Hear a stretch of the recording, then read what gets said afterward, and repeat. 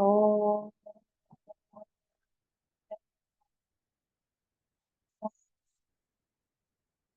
ఓ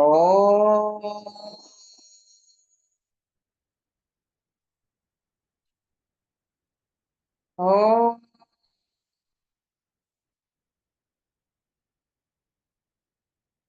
గురు బ్రహ్మ గురు విష్ణు గురుర్దేవో మహేశ్వర గురు సాక్షాత్ పరం బ్రహ్మ తస్మై శ్రీ గురవే నమః. నమస్కారం మాస్టర్. నమస్కారం మాస్టర్ ఈకే. నమస్కారం మాస్టర్ ఎంఎన్. నమస్కారం మాస్టర్ విపిఎస్. నమస్కారం మాస్టర్ సివివి. నమస్కారం మాస్టర్ సివివి. నమస్కారం master CVV to your lotus feet. Master CVV నమస్కారం to your lotus feet. Vasudev.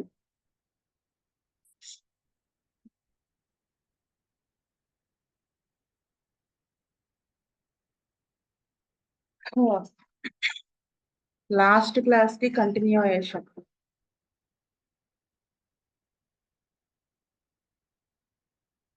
ఏం A medicine always leads to one of its own cognates, and we find that the cognates are closely related to each other like sepia and nux vomica. అంటే పైన ఏం చెప్పారు?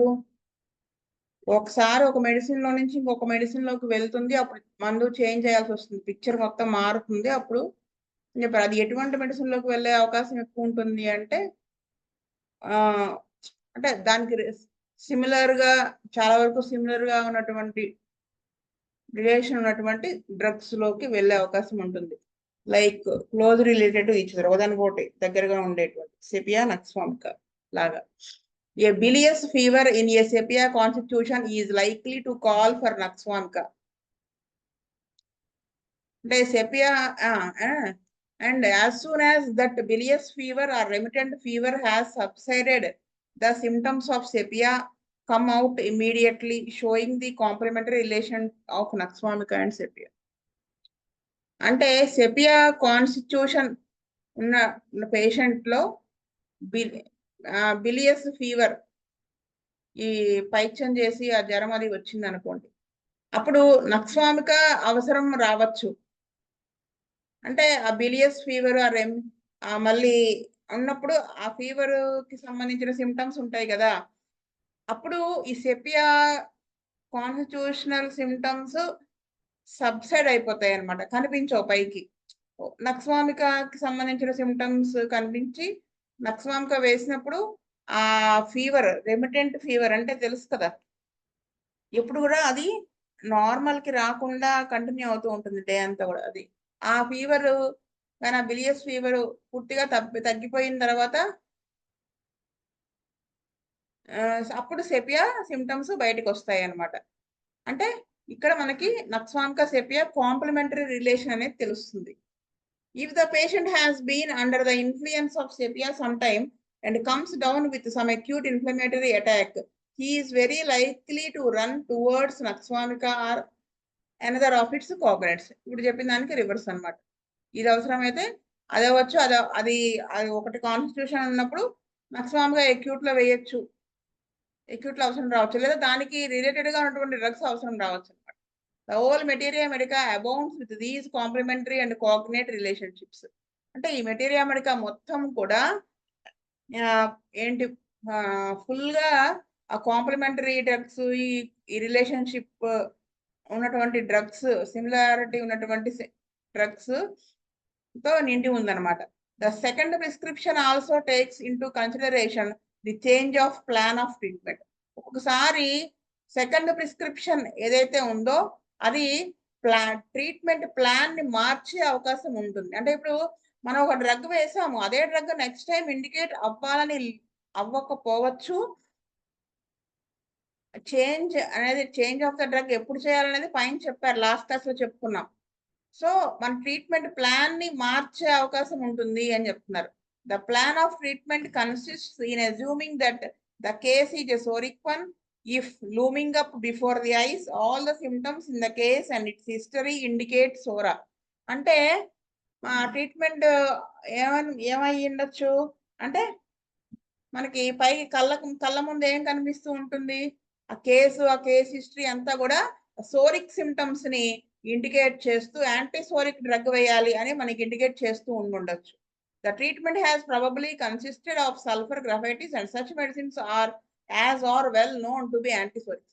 అంటే ఇక్కడ చూడండి, ఒక మందు వేసామండి, ఫస్ట్ ప్రిస్క్రిప్షన్ ఇచ్చాం, దాని తాలూకు సిమ్టమ్స్ సబ్సైడ్ అయ్యి న్యూ గ్రూప్ ఆఫ్ సిమ్టమ్స్ వచ్చాయి. అది అంతకు ముందు అతను దాంతో సఫర్ అయ్యి ఉండకపోవచ్చు, లేదా అండర్లయింగ్ ఉన్నటువంటి మయాజం తాలూకు సిమ్టమ్స్ బయటికి వచ్చి ఉండొచ్చు. ఆ న్యూ గ్రూప్ ఆఫ్ సిమ్టమ్స్ అన్నిటినీ కూడా మనం కన్సిడర్ చేసి చూసుకుని అప్పుడు మళ్ళీ అవన్నీ కూడా ఒక మయాజంకి సంబంధించి సోరిక్ సిమ్టమ్సే ఉన్నాయి అనుకోండి, అప్పుడు యాంటీసోరిక్ డ్రగ్స్, ఆ గ్రూప్ ఆఫ్ డ్రగ్స్ ఇండికేట్ అవుతాయి. మనకి ఇక్కడ ఫిలాసఫీ అనేది ట్రీట్మెంట్ పార్ట్ లో అజ్ఞాన్ అనేది మనకి ఇక్కడ కనెక్ట్ చేసుకోవాల్సి వస్తుంది. అలా చేసుకోలేకపోతే మనం ఫెయిల్ అయిపోతాం ట్రీట్మెంట్ ఎక్కడో ఒకటి. ఎప్పుడు మందు మార్చాలి, ఇప్పుడు కొత్త న్యూ సిమ్టమ్స్ వచ్చాయి కానీ పేషెంట్ వర్సన్ కండిషన్ లో ఉన్నాడు అంటే అది రాంగ్ కదా. మనం ఫస్ట్ ప్రిస్క్రిప్షన్ దొబ్బేసిందని అర్థం, అక్కడ అంటే పోయిందని అర్థం. అక్కడ పైన చెప్పుకున్నాం, లాస్ట్ క్లాస్ లో దాని గురించి వివరంగా చెప్పుకున్నాం కూడా. The symptoms have run to these remedies, but behold, after you have made the patient wonderfully well and you have effected marked changes in his system so that the soric symptoms have disappeared, he comes into your office with an ulcerated sore throat, the dreadful head pains, and with the constitutional state and appearance that will lead you to say. అంటే ఇక్కడ ఏం చెప్తున్నారు, సరే ఈ మందులన్నీ first antipsoric గా అనిపించి మందు వేశారండి, బాగా తగ్గింది, పేషెంట్ చాలా బాగున్నాడు, మంచి చేంజెస్ వచ్చాయి సిస్టమ్ మొత్తం మీద కూడా, సో దట్ ఆ సోరిక్ సిమ్టమ్స్ అన్ని డిజపేర్ అయిపోయాయి. నెక్స్ట్ వాడు మన ఆఫీస్కి మళ్ళీ రావచ్చు, ఏంటి గొంతంతా పుండైపోయి విపరీతమైన చచ్చేంత పెయిన్ అన్నమాట, హెడ్ పెయిన్స్ తో ఆ కాన్స్టిట్యూషనల్ సిమ్టమ్స్, ఆ స్థితి అంతా కూడా మారిపోయి ఎలా రావచ్చు, my dear sir did you ever have syphilis.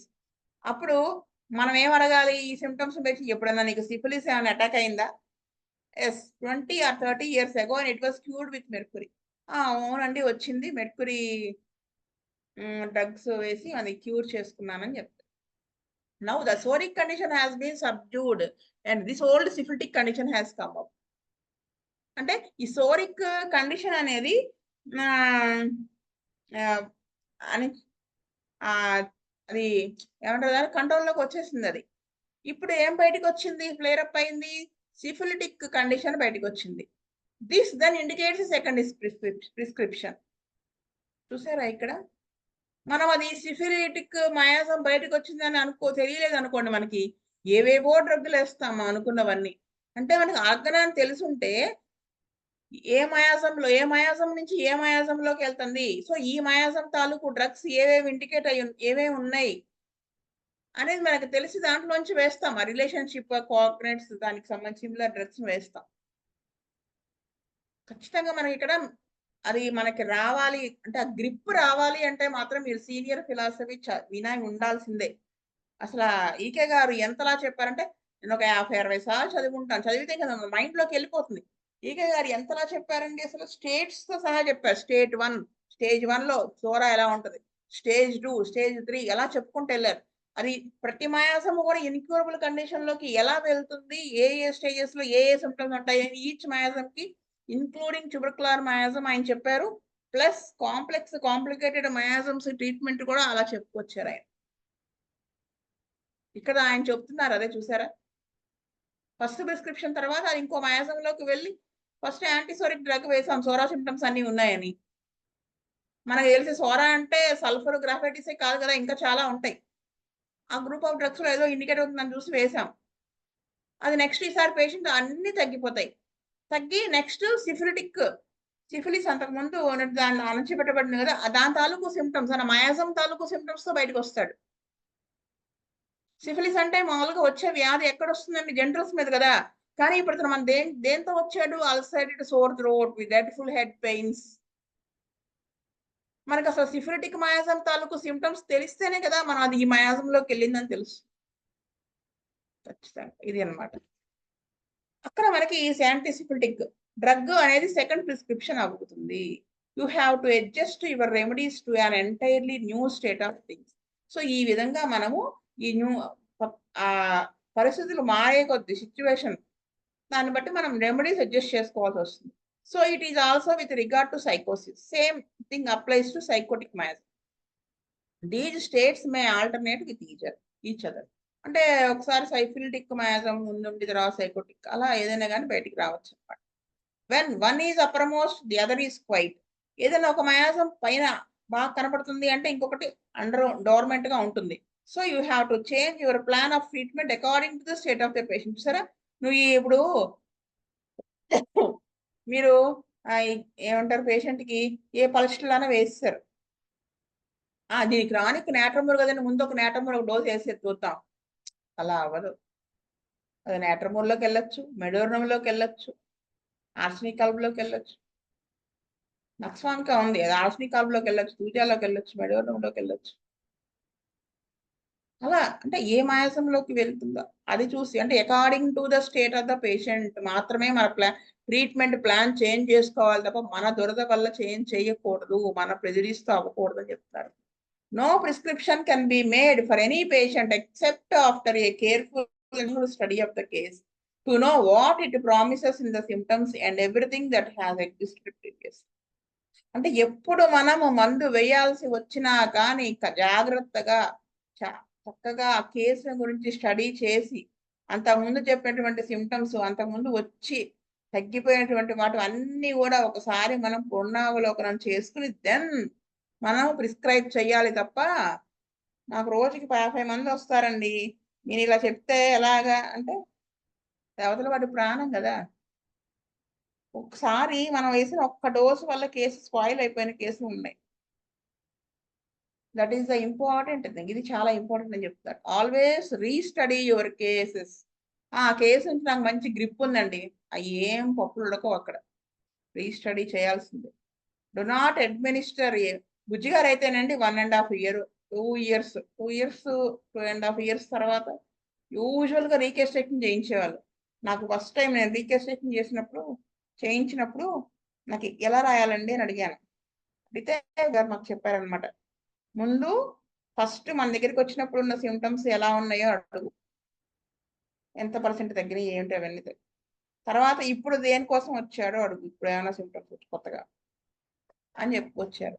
ఒక్కోసారి అప్పుడు నేనేమన్నానంటే ఈ ప్రజెంట్ కంప్లైంట్స్ వరకు రాస్తే సరిపోతుంది కదా అన్నాను. అలా కుదరదు. జనరల్ హెల్త్ ఫిజికల్ జనరల్స్ కూడా రాయాలి, ఆకలి ఇవన్నీ. అంటే ఒకసారి ఫస్ట్ లో వాళ్ళకి ఎండ భరించలేకపోతారు, తర్వాత చలి భరించలేకపోవడం, మొడాలిటీ కూడా మారుతుంది, థెర్మల్ మొడాలిటీ. ఆల్మోస్ట్ ఫుల్ గానే కేసు తీసుకోవాలి. అంతకుముందు వాడేదో ఇంట్లో అత్తగారు వాళ్ళు వాయించేస్తూ ఉండడానికి ఆ ఫ్రస్ట్రేషన్ తో వచ్చారు. ఈసారి అత్తగారు చనిపోయింది, ఈవిడే రివర్స్ లో వాయించేస్తుంది వాళ్ళని, మారచ్చు సిచ్యువేషన్. సో అది మళ్ళీ ఫుల్ గా తీసుకోవాల్సిందే అని చెప్పారండి. Do not administer A medicine without knowing the constitution of the patient because it is hazardous and dangerous thing to do. సరే ఆ శరీర తత్వం అనేది మనం తెలుసుకోకుండా పేషెంట్ కి సంబంధించింది మందు వెయ్యొద్దు, అది చాలా ప్రమాదకరం అని చెబుతున్నారు. అలా చెప్పారండి.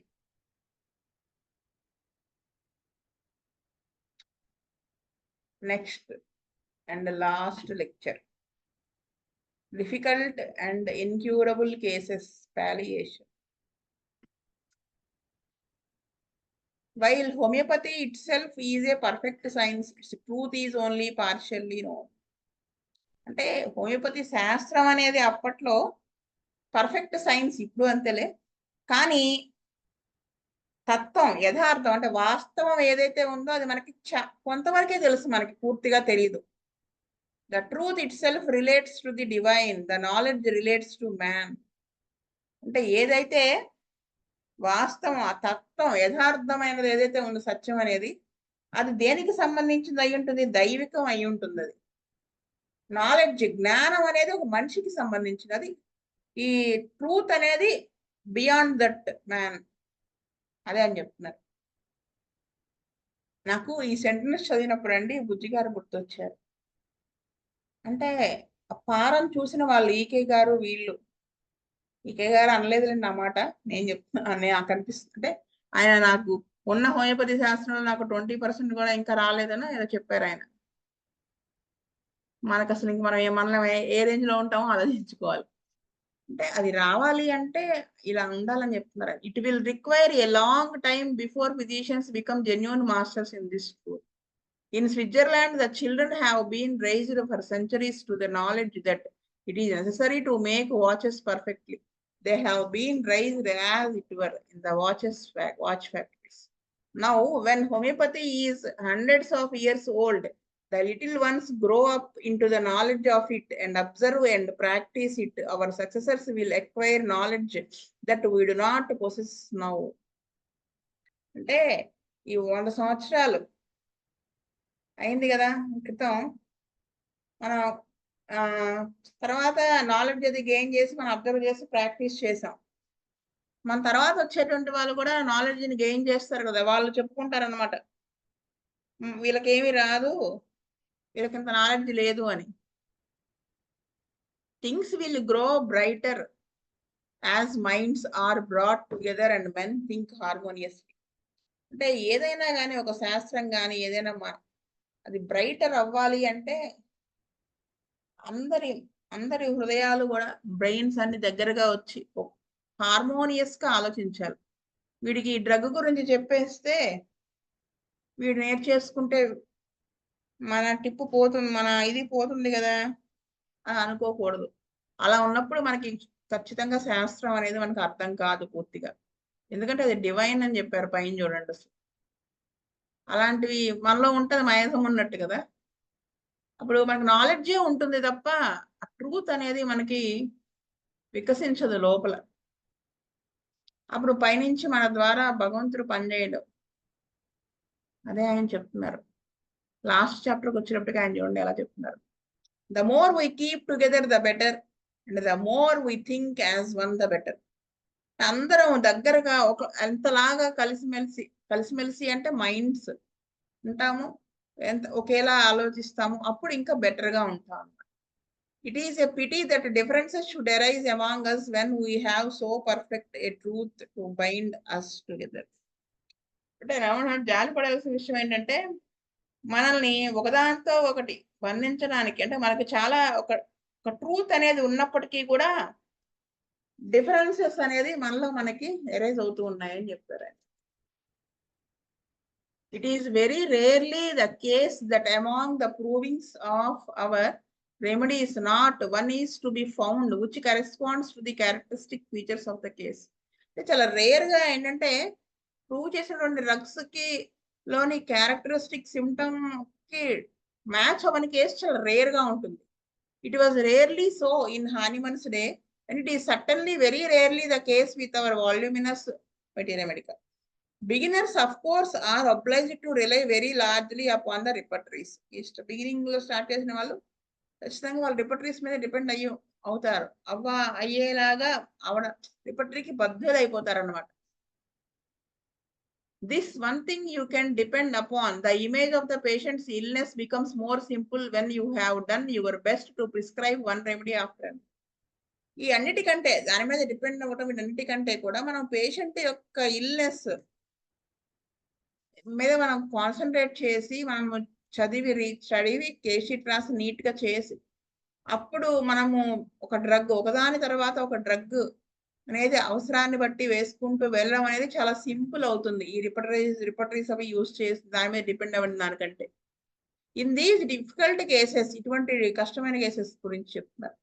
When you have zigzagged the patient for a number of years, you will find his symptoms become more definite and striking and more clearly understood. అంటే ఇలా టఫ్ కేసెస్ కి మన పేషెంట్ కి నెంబర్ ఆఫ్ ఇయర్స్ మనం చూసి జాగ్రత్తగా మందులు ఇస్తూ ఉంటాము. సిమ్టమ్స్ బాగా స్ట్రైకింగ్ గా కనపడుతూ ఉంటాయి, దాన్ని బట్టి మళ్ళీ మందు ఇస్తుంటాం, కొంత క్లియర్ అవుతూ ఉంటుంది. Sometimes when I have worked patiently upon a patient for a long time and I have given several remedies and the patient has partially improved, she has become disappointed and run off to somebody else. but would come back again and say I had done more for her than anyone else and she would try again. అంటే Kent గారట ఒక patient కి సంబంధించి చాలా ఓపిక్గా అన్ని చదివి జాగ్రత్తగా case sheet రాసి అబ్జర్వ్ చేసి కొన్ని మందులు వేస్తా వచ్చారు కానీ కొంతవరకే ఇంప్రూవ్ అవుతా వచ్చింది. దాంతో పేషెంట్ డిసప్పాయింట్ అయిపోయి వేరే డాక్టర్ దగ్గరికి వెళ్ళిపోయింది.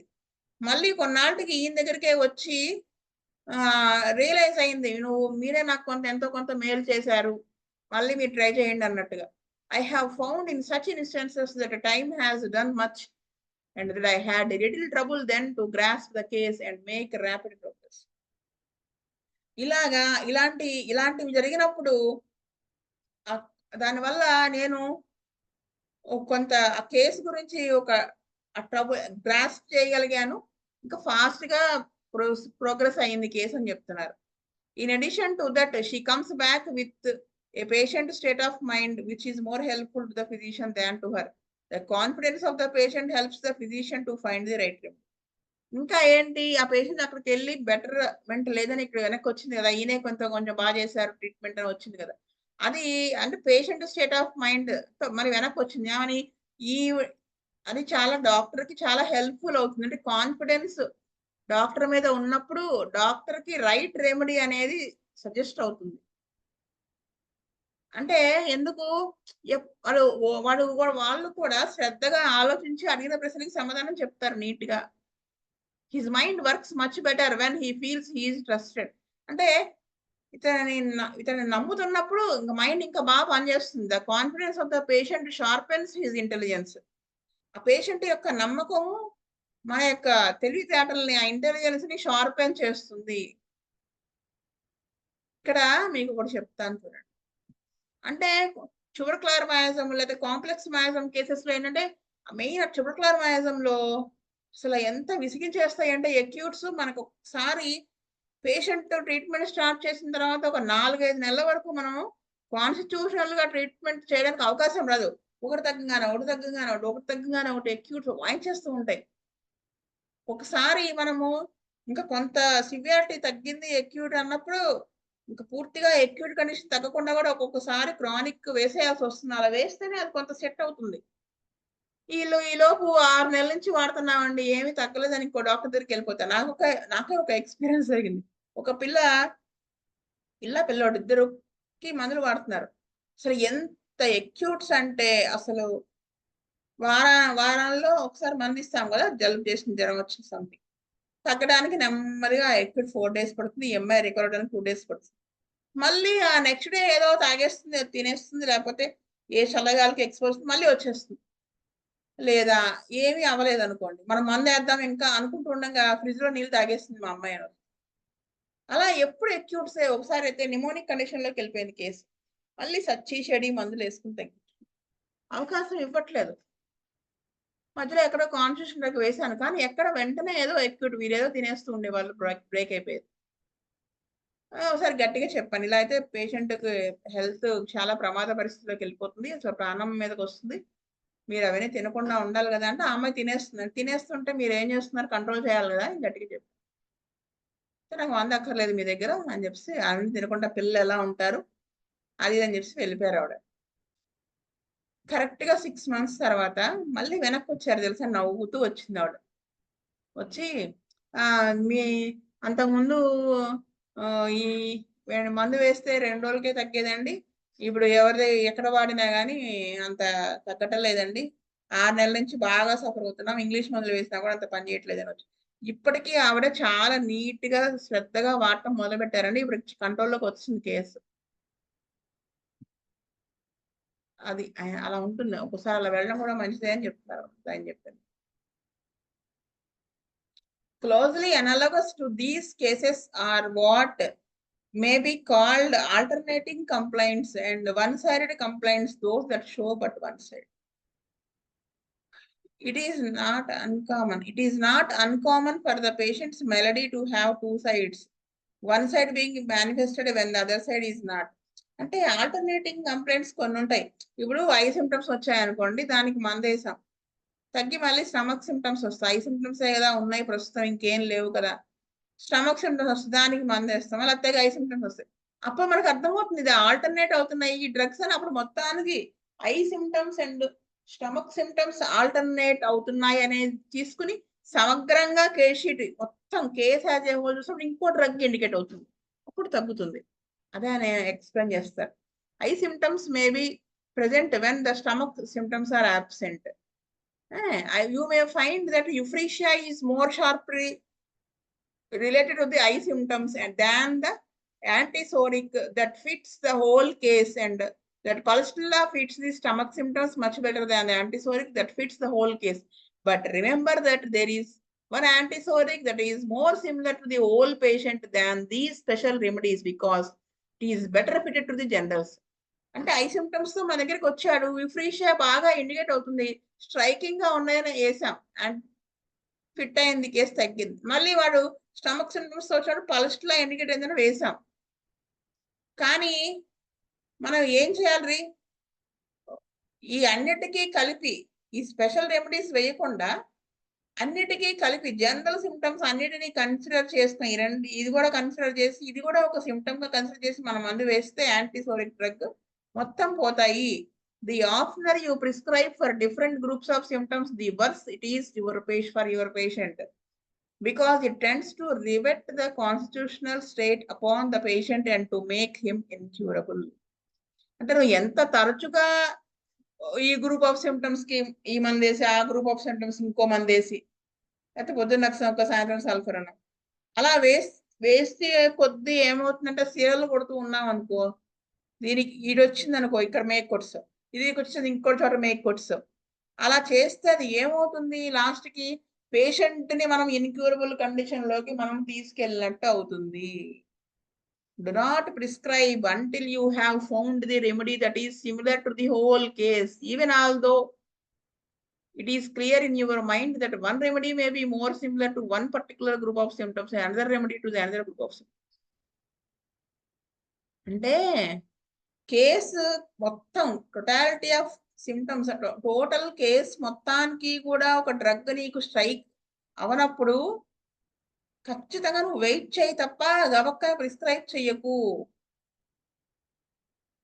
అంటే ఈ గ్రూప్ ఆఫ్ సిమ్టమ్స్ కి ఖచ్చితంగా ఇది ఈ సిమిలర్ సిమ్టమ్స్ ఉన్నాయి ఈ డ్రగ్ తాలూకువి, ఈ గ్రూప్ కి ఈ సిమ్టమ్స్ ఉన్నాయని మీకు ఎంత ఖచ్చితంగా అనిపించినప్పటికంటే ఐ సిమ్టమ్స్ కి యూఫ్రీషియా ఇండికేట్ అవుతోంది, స్టమక్ సిమ్టమ్స్ కి పల్స్ట్లా ఇండికేట్ అవుతుందానికి ఎంత అనిపించినప్పటికీ కూడా కేసు టోటల్ గా తీసుకొని దానికి సంబంధించి ఒక డ్రగ్ ఉంటుంది, అది సెలెక్ట్ చేయి తప్ప ఇలా డిఫరెంట్ గ్రూప్ ఆఫ్ సిమ్టమ్స్ కి డిఫరెంట్ డ్రగ్స్ వేసుకుంటా వెళ్తే అది ఇన్క్యూరబుల్ కండిషన్ లోకి వెళ్ళిపోతుంది.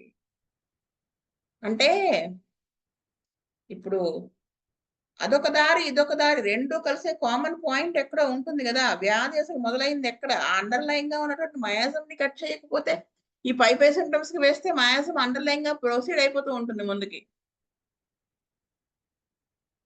These very often a remedy that will go to the very center and restore order to the economy will cause quite turmoil. These alternating and one-sided complaints are sometimes dreadful to manage. ఒకసారి ఈ alternating symptoms one-sided complaints ఇవన్నీ మనం manage చేయడానికి కష్టమైపోతుంది.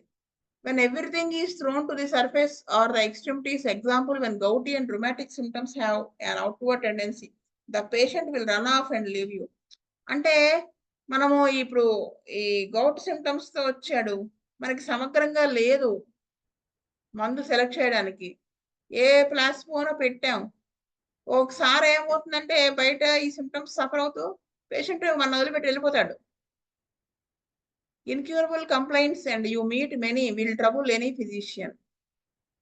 The allopathy has the means of putting the patients under the influence of strong drugs, making them imagine that something is being done to their benefit, whereas injury is being done whenever they are patched tip by strong drugs. ఈ allopathy doctor దగ్గరికి వెళ్తే ఏం చేస్తారు, ఈ group of symptoms కి ఒక strong drugs వేసి ఇలా కొట్టేస్తారు, ప్యాచ్ వర్క్ లా చేసేస్తారు స్ట్రాంగ్ మెడికేషన్ ఇచ్చి. It is unaccountable therefore that some of our homeopathic practitioners make use of palliatives that are so detrimental to the patient. అలాగే అదే విధంగా ఈ హోమియోపతి డాక్టర్స్ కూడా, డాక్టర్స్ మీన్స్ ప్రాక్టీషనర్స్, ఇలాగే యూజ్ చేశారనుకోండి పాలియేటివ్స్ని, పాలియేషన్ చేస్తే ఆ కేసు చాలా డెట్రిమెంటల్, అంటే ప్రాణాపాయ స్థితికి వెళ్ళిపోతుంది అనమాట. రోగి ప్రాణాపాయ స్థితికి వెళ్ళిపోతాడు. The physician who applies the single remedy in potentized form under the law of cure any length of time will easily be convinced that there is no other way of palliation that holds out any permanent hope for the patient. అలా కాకుండా law of cure ని అనుసరించి, ఆ principles అనుసరించి మనము పొలటైజ్ చేసినటువంటి ఒక single రెమెడీని మనం గనక సమగ్రంగా అన్ని సెలెక్ట్ చేసి వేసి పాలియేషన్ లేకుండా చేస్తే ఖచ్చితంగా ఆ పేషెంట్కి అది పర్మనెంట్ హోప్ అవుతుంది అనమాట. అది ఈసారి వాడు అప్పుడు తగ్గి మానేసినా ఎప్పుడు ఏమొచ్చినా మన దగ్గరికే వస్తాడు వాడు. సో ఇక్కడికి ఆపుతాను క్లాస్. స్వస్తి ప్రజాభ్య పరిపాలయంతాం న్యాయేన మార్గేణ మహిం మహింస గో బ్రాహ్మణేభ్యః సోమస్తు నిత్యం లోకా సమస్తా సుఖినో భవంతు. లోకా సమస్తా సుఖినో భవంతు. ఓం శాంతి శాంతి శాంతి. వాసుదేవ వాసుదేవ వాసు